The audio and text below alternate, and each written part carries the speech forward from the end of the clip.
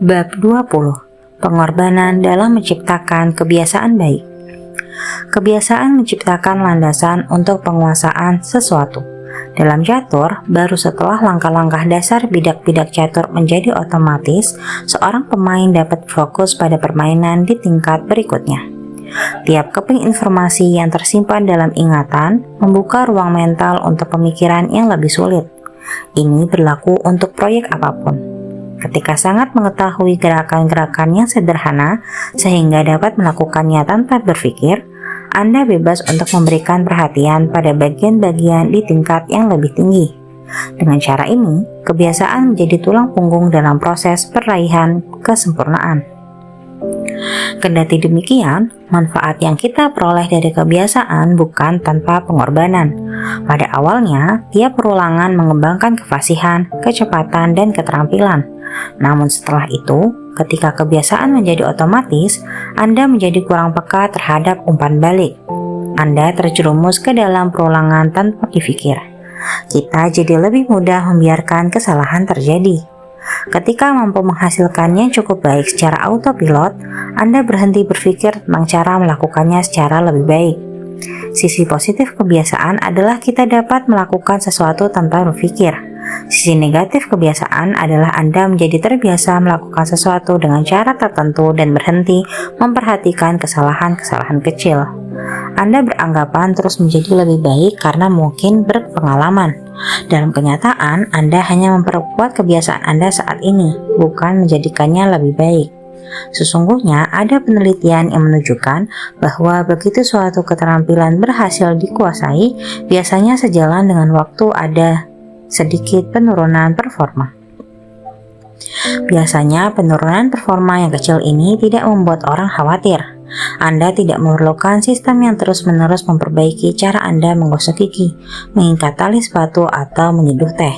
Dengan kebiasaan-kebiasaan seperti ini, cukup baik biasanya berarti cukup baik. Makin sedikit energi yang Anda kerahkan pada pilihan-pilihan yang remeh, makin banyak yang dapat Anda sediakan pada pilihan yang sungguh penting. Namun, ketika ingin memaksimalkan potensi dan meraih performa tingkat tinggi, Anda memerlukan pendekatan yang lebih beragam. Anda tidak dapat mengulang hal-hal yang sama secara membabi buta, lalu berharap menjadi istimewa. Kebiasaan itu perlu, tapi tidak cukup untuk meraih kepiawaian. Yang Anda perlukan adalah kombinasi antara kebiasaan yang otomatis dan praktek yang disengaja. Kebiasaan ditambah praktek disengaja sama dengan penguasaan. Untuk menjadi hebat, keterampilan tertentu memang perlu menjadi otomatis. Pemain bola basket harus mampu mendribel bola tanpa berpikir sebelum mampu meningkat ke keterampilan mengoper bola dengan tangan yang tidak dominan. Dokter bedah perlu mengulang irisan pertama berulang-ulang sampai mampu melakukannya dengan mata tertutup, supaya mereka dapat berfokus pada ratusan variabel yang timbul selama operasi. Namun, setelah kebiasaan berhasil dikuasai, Anda harus kembali ke bagian pekerjaan yang lebih sulit dan mulai membangun kebiasaan berikutnya. Menjadi ahli adalah proses penyempitan fokus ke elemen kesuksesan yang sangat kecil, mengulangnya sampai Anda menginternalkan keterampilan itu, lalu menggunakan kebiasaan baru ini sebagai landasan untuk maju ke batas pengembangan Anda berikutnya. Tugas-tugas lama menjadi lebih mudah pada putaran kedua, tapi tidak menjadi lebih mudah secara keseluruhan karena sekarang Anda menumpahkan energi ke tantangan berikutnya. Tiap kebiasaan membuka kunci ke tingkat performa berikutnya. Ini siklus yang tiada akhir. Walaupun kebiasaan-kebiasaan itu sangat berguna, yang Anda perlukan adalah cara untuk mempertahankan performa sepanjang waktu, agar Anda dapat terus memperhalus dan memperbaikinya. Tepat saat inilah Anda mulai merasa telah menguasai suatu keterampilan. Tepat ketika sesuatu mulai terasa otomatis dan Anda menjadi nyaman. Jadi, Anda harus menghindari jatuh ke jebakan rasa puas diri. Bagaimana solusinya? Buat sistem untuk refleksi dan peninjauan ulang. Cara meninjau ulang kebiasaan dan membuat penyesuaian. Pada 1986, Los Angeles Lakers memiliki salah satu tim bola basket paling berbakat yang pernah terbentuk. Tapi mereka jarang dikenang karena hal itu. Tim itu memulai musim kompetisi NBA 1985 sampai 1986 dengan rekor 29-5 yang menakjubkan. Para ahli berkata, "Kami mungkin tim terbaik dalam sejarah bola basket," kata pelatih kepala Pat Riley usai musim kompetisi berakhir. Sungguh di luar dugaan, Lakers tersandung-sandung dalam pertandingan final 1986 dan kalah di Western Conference Finals. Tim terbaik dalam sejarah bola basket, bahkan tidak berhasil ikut dalam kejuaraan NBA. Setelah pukulan itu, Riley tidak mau lagi mendengar tentang betapa berbakat pemain-pemainnya dan seberapa menjanjikan tim yang dipimpinnya. Ia tidak ingin melihat kilau-kilau kecemerlangan itu disusul dengan penurunan performa secara bertahap. Ia ingin Lakers tampil maksimal sesuai potensi mereka dari pertandingan satu ke pertandingan berikutnya. Pada musim panas 1986, ia menciptakan rencana kerja yang akan ia kerjakan, sistem yang ia sebut Program Career Based Effort atau CBE. Ketika pemain baru bergabung dengan Lakers, jelas Riley, "Kami melacak statistik bola basket mereka sampai ke tingkat SMA. Saya menyebutnya taking their number. Kami mencari alat ukur yang akurat tentang apa yang mampu dilakukan oleh seorang pemain, lalu membentuknya agar sesuai dengan rencana kami untuk tim." Berdasarkan pandangan bahwa ia mempertahankan lalu meningkatkan rata-ratanya. Setelah menentukan garis dasar tingkat performa seorang pemain, Riley menambahkan langkah kunci. Ia meminta tiap pemain memperbaiki output dengan sekurangnya 1% selama musim pertandingan. Kalau mereka sukses, itu akan menjadi CBE atau Career Based Effort. Mirip British Sailing, tim yang kita bahas di bab 1. Lakers mengejar performa puncak dengan menjadi sedikit lebih baik setiap hari. Riley berhati-hati dengan menegaskan bahwa CBE tidak hanya terkait dengan titik-titik atau statistik, melainkan tentang mengerahkan upaya terbaik secara spiritual, mental, dan fisik. Para pemain mendapat kredit ketika membiarkan lawan berlari mendekat ketika pemain itu tahu bahwa wasit akan meniup peluit karena foul, diving sewaktu mengejar bola lepas, mencoba merebut bola kembali entah berhasil atau tidak, membantu teman satu tim ketika pemain yang ia kawal sudah melewatinya, dan perbuatan-perbuatan kepahlawanan kecil lain. Sebagai contoh, Magic Johnson, pemain bintang Lakers pada masa itu, mempunyai 11 poin, 8 rebound, 12 assist, dan 5 turnover dalam suatu pertandingan.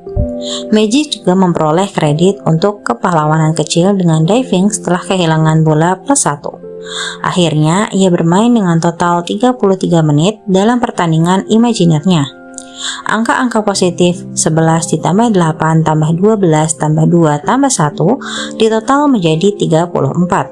Kemudian kami menguranginya dengan 5 turnover, 34 dikurangi 5 menjadi 29. Akhirnya kami membawa 29 dengan 33 menit yang dimainkan.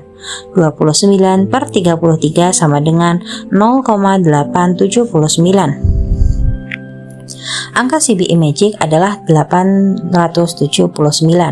Angka ini dihitung untuk semua pertandingan yang dimainkan oleh seorang pemain dan CBE rata-rata yang harus ditingkatkan 1% oleh seorang pemain selama satu musim kompetisi.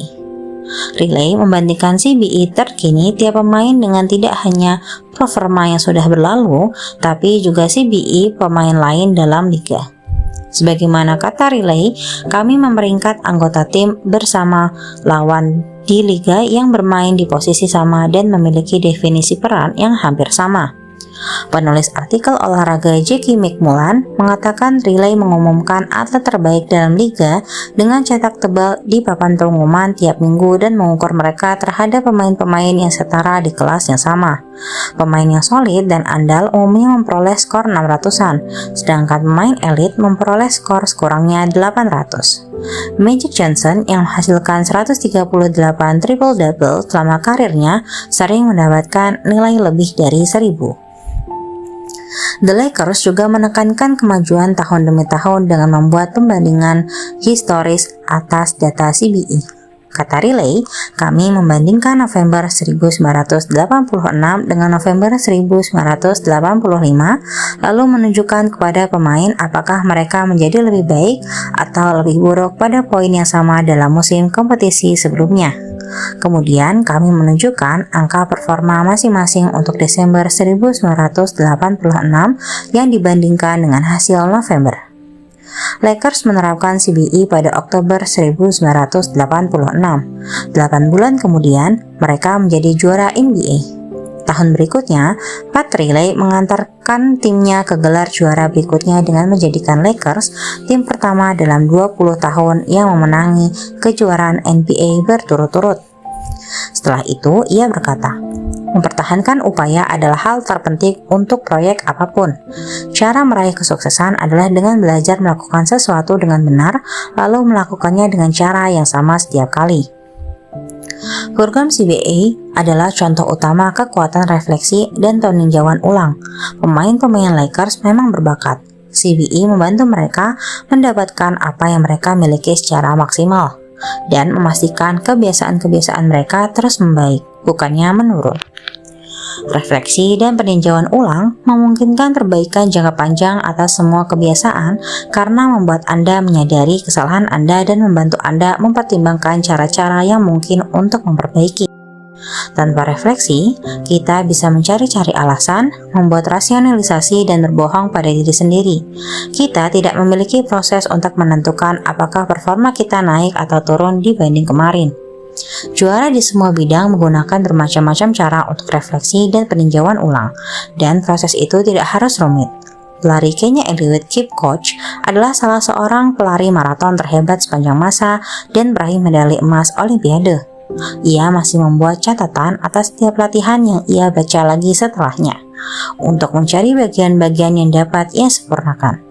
Begitu pula, perenang medali emas Katie Ledecky mencatat kebugaran pada skala 1-10 dan menyertakan catatan tentang apa yang ia makan serta seberapa baik ia tidur. Ia juga menyimpan catatan waktu yang dibuat oleh perenang-perenang lain. Pada tiap akhir pekan, pelatihnya ikut membaca catatannya dan menambahkan saran.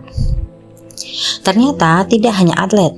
Ketika pelawak Chris Rock menyiapkan materi baru, ia tampil dulu di klub-klub kecil sebanyak belasan kali dan menguji ratusan lawakannya. Ia membawa catatan ke panggung dan mencatat bagian mana yang berhasil dan bagian mana yang perlu diperbaiki. Beberapa baris lawakan yang betul-betul sukses dan bertahan akan membentuk tulang punggung pertunjukan berikutnya. Saya kenal eksekutif dan investor yang mempunyai jurnal keputusan atau decision journal, tempat ia mencatat keputusan-keputusan penting yang dibuatnya tiap minggu, mengapa ia membuatnya dan hasil apa yang diharapkannya. Ia meninjau ulang pilihan-pilihan pada akhir tiap bulan atau tahun untuk melihat di mana ia melakukan kesalahan. Perbaikan tidak hanya tentang membentuk kebiasaan, tapi juga tentang menyempurnakannya. Refleksi dan peninjauan ulang menjamin Anda mengerahkan waktu pada hal-hal yang benar dan membuat koreksi arah setiap kali diperlukan. Seperti Pat Riley mengoreksi usaha pemain-pemainnya setiap malam, Anda tidak ingin mempertahankan suatu kebiasaan kalau kebiasaan itu tidak efektif. Secara pribadi, saya menetapkan 2 cara pokok untuk refleksi dan peninjauan ulang. Tiap Desember saya membuat ulasan tahunan atau annual review untuk mencermati kiprah saya selama setahun yang baru berlalu. Saya menilai kebiasaan-kebiasaan saya selama setahun ini dengan menghitung berapa banyak artikel yang saya terbitkan, berapa banyak olahraga yang saya kerjakan, berapa banyak tempat baru yang saya kunjungi, dan sebagainya. Kemudian saya merenungkan kemajuan atau kemunduran saya dengan menjawab 3 pertanyaan berikut. 1. Apa yang berjalan dengan baik tahun ini? 2. Apa yang tidak berjalan dengan begitu baik tahun ini? 3. Apa yang saya pelajari dari hal itu? 6 bulan kemudian, ketika musim panas tiba, saya membuat apa yang disebut laporan integritas atau integrity report. Seperti semua orang lain, saya melakukan banyak kesalahan. Laporan integritas membantu saya menyadari di mana saya salah dan memotivasi saya untuk kembali ke jalur semula. Saya menggunakannya sebagai kesempatan untuk menghayati kembali nilai-nilai pokok saya serta mempertimbangkan apakah saya sudah hidup dengan cara yang sesuai. Inilah saatnya saya merenungkan identitas saya dan bagaimana saya dapat berusaha menjadi tipe orang yang saya inginkan. Laporan integritas tahunan saya menjawab 3 pertanyaan berikut. Apa nilai-nilai pokok yang menggerakkan hidup dan kerja saya? Bagaimana saya hidup dan bekerja dengan integritas sekarang ini?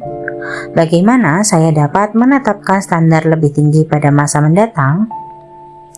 Kedua laporan ini tidak memakan waktu lama, hanya beberapa jam setiap tahun, tapi merupakan saat-saat yang sangat penting dalam rangka penyempurnaan. Laporan-laporan ini mencegah penurunan bertahap yang terjadi ketika perhatian saya berkurang. Laporan-laporan ini menjadi pengingat tahunan untuk meninjau kembali identitas yang saya dambakan dan mempertimbangkan bagaimana kebiasaan-kebiasaan saya membantu saya menjadi sosok orang yang saya inginkan. Laporan-laporan itu menunjukkan kapan saya harus mengupgrade kebiasaan-kebiasaan saya dan mengambil tantangan baru, serta kapan saya harus berjuang keras lagi serta berfokus pada hal-hal mendasar. Refleksi juga dapat memberikan kita perspektif yang benar. Kebiasaan sehari-hari berperan besar karena strukturnya yang kompleks, tapi terlalu mencemaskan pilihan sehari-hari itu seperti melihat diri dalam cermin pada jarak yang terlalu dekat. Anda dapat melihat setiap cacat dan merupakan gambaran yang lebih besar. Umpan baliknya bisa terlalu banyak. Sebaliknya, tidak pernah meninjau ulang kebiasaan sama seperti tidak pernah bercermin. Anda bisa tidak menyadari kesalahan-kesalahan yang mudah diperbaiki, noda kecil pada kemeja Anda, sisa makanan pada gigi Anda. Umpan baliknya bisa terlalu sedikit. Refleksi dan peninjauan ulang secara berkala itu seperti bercermin pada jarak mengobrol yang normal. Anda dapat menyaksikan perubahan-perubahan penting yang harus dilakukan tanpa kehilangan gambaran yang lebih besar. Yang diinginkan adalah memandang sebuah gunung secara keseluruhan, bukan terobsesi pada tiap puncak dan lembahnya. Akhirnya, refleksi dan peninjauan ulang menawarkan waktu yang ideal untuk melihat kembali aspek-aspek paling penting dalam perubahan perilaku. Identitas. Cara membongkar keyakinan yang menghambat. Pada awalnya, mengulang kebiasaan itu penting untuk membangun bukti tentang identitas yang Anda kehendaki. Bagaimanapun, ketika Anda sudah mengenakan identitas baru itu, keyakinan-keyakinan yang sama dapat menghambat Anda dalam perjalanan ke tingkat pertumbuhan berikutnya. Ketika bekerja melawan Anda, identitas Anda menciptakan semacam kesombongan yang mendorong penyangkalan terhadap titik-titik lemah dan mencegah Anda mengalami pertumbuhan yang sesungguhnya. Ini salah satu kekurangan terbesar sewaktu kita membangun kebiasaan. Makin suci suatu gagasan bagi kita, artinya makin dalam ikatannya terhadap identitas kita, makin kuat kita mempertahankannya terhadap kritik. Anda melihatnya di setiap industri. Guru yang mengabaikan metode-metode pengajaran yang inovatif dan bertahan pada program pengajaran yang sudah lama ia kuasai. Manajer veteran yang bertekad bekerja sesuai caranya. Dokter bedah yang tidak menghiraukan gagasan mitranya yang lebih mudah. Kelompok musik yang menghasilkan album pertama yang luar biasa tapi lalu tidak berkembang. Makin erat kita berpegang pada suatu identitas, makin sulit kita untuk tumbuh lebih dari itu. Satu solusinya adalah menghindari menjadikan salah satu aspek dalam identitas Anda sebagai bagian terbesar tentang siapa diri Anda. Dalam kata-kata investor Paul Graham, jaga supaya identitas Anda tetap kecil. Semakin Anda membiarkan identitas tunggal mendefinisikan Anda, makin kecil kemampuan Anda untuk beradaptasi ketika kesulitan menghadang. Bila Anda mengikatkan segala sesuatu pada suatu tujuan, seorang mitra di perusahaan atau yang lain, kegagalan dalam hal itu akan meruntuhkan Anda. Bila Anda pemakan sayuran lalu mengalami kondisi kesehatan yang memaksa Anda mengubah pola makan, Anda akan mengalami krisis identitas. Ketika berpegang terlalu kuat pada satu identitas, Anda menjadi rapuh. Kehilangan satu hal itu akan membuat Anda kehilangan jati diri. Selama sebagian besar masa muda saya, menjadi atlet adalah bagian utama identitas saya. Setelah karir bisbol saya berakhir, saya berjuang mencari jati diri. Ketika Anda mengarahkan seluruh hidup untuk mendefinisikan diri ke satu arah, dan hal itu tidak tiba-tiba buyar, siapakah Anda sekarang? Selama sebagian besar masa muda saya, menjadi atlet adalah bagian utama identitas saya. Setelah karir bisbol